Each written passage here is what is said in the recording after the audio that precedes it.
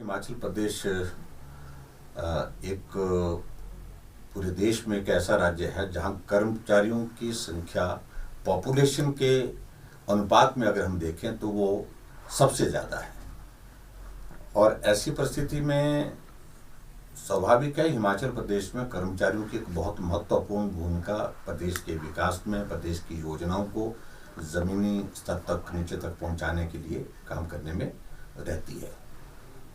Covid के चलते काफ़ी अरसे से इस बात को लेकर के हमसे बातचीत हो रही थी कि एक तो जेसीसी की मांग थी, कर्मचारी महासंघ के गठन की बात थी। उन सारी बातों को लेकर के हम आगे बढ़ रहे थे, लेकिन कोविड के दौर के कारण थोड़ा विलम्ब जरूर हुआ, लेकिन उसके बावजूद अब हमने सारी वो औपचारिकताएं पूरी की महासंघ के गठन की।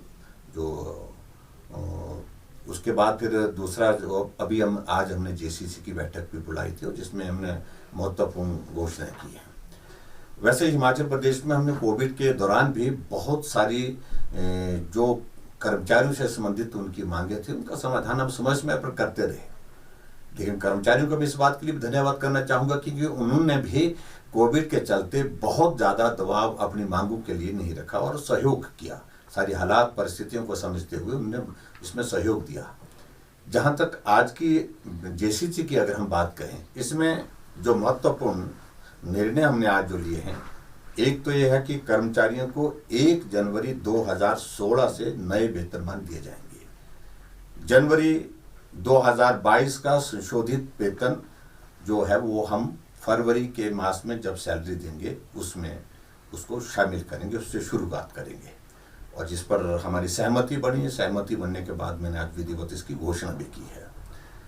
और उसी प्रकार से जो पेंशन, जो पारिवारिक पेंशनरों की जो पेंशन एवं सेवानिवृत्ति के जो लाभ की बात है, वो 1 जनवरी 2016 से संशोधित दिए जाएंगे। एक ये भी निर्णय उसमें हुआ है पेंशनर्स के लिए विशेष तौर से, क्योंकि उनकी संख्या भी हिमाचल प्रदेश में बहुत बड़ी है।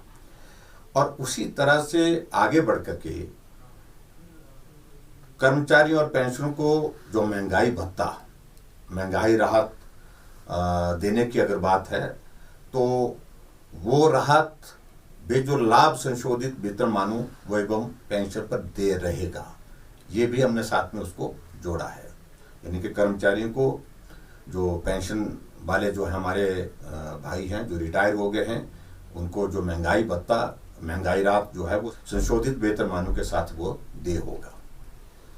और इसी प्रकार से एक और हमने कर्मचारियों के संदर्भ में एक निर्णय जो लिया, कुल मिलाकर के नए वेतनमानों व पेंशन संशोधन करने से प्रदेश के कर्मचारियों को और पेंशनरों को लगभग 6,000 करोड़ रुपए के वित्तीय लाभ इसमें होंगे।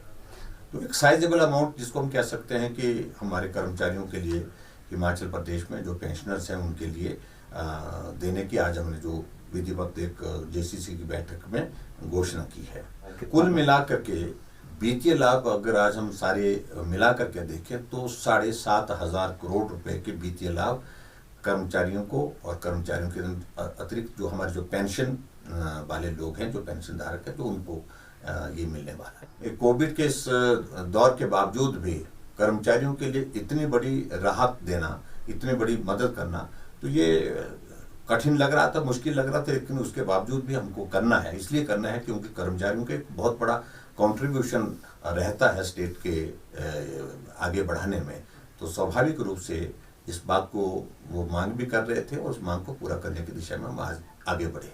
निश्चित रूप से इस बात को लेकर के भी हम कुछ चीज़ों को लेकर के सोच तो रहे हैं कि हम कुछ करें, लेकिन ये हमारे लिए एक तरह की आप बताऊँ इस तरह की स्थिति भी रहती है क्योंकि हमारा पे कमीशन और सारी चीज़ें जो कर्मचारियों से संबंधित जितने भी मसले हैं वो पंजाब से संबंधित रहते हैं। तो इसलिए ये करने कुछ एक चीज़ें तो हमारी उस तरह से हमको करनी ही है क्योंकि पंजाब वालों ने अपना पे कमीशन की जो है वो अनाउंसमेंट करने के बाद उसकी इम्प्लीमेंटेशन की दिशा में आगे वो बढ़े हैं और हिमाचल प्रदेश को भी उसको फॉलो करना है।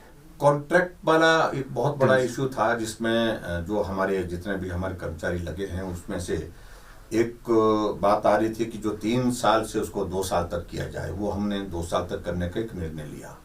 और इसके अतिरिक्त बाकी जो हमारे कर्मचारी हैं, अलग अलग जो उन कर्मचारियों के लिए भी हमने हिमाचल प्रदेश में सबको 1 साल का जो है वो उसको कॉन्ट्रैक्ट पीरियड में छूट दी है। वो सभी कैटेगरीज को, अलग अलग कैटेगरीज है, इनका जिक्र करें तो लंबा समय लगता है उसमें, लेकिन सबको हमने उसमें राहत देने की दृष्टि से एक शुरुआत की है कि कॉन्ट्रैक्ट पीरियड इसको कम करने की बात। और जो 2 साल करने की मांग काफ़ी अरसे से चल रही थी, और ये हमारी कमिटमेंट, एक ऑनेस्ट कमिटमेंट भी थी हमारी सरकार की ओर से कि उसको हम करेंगे।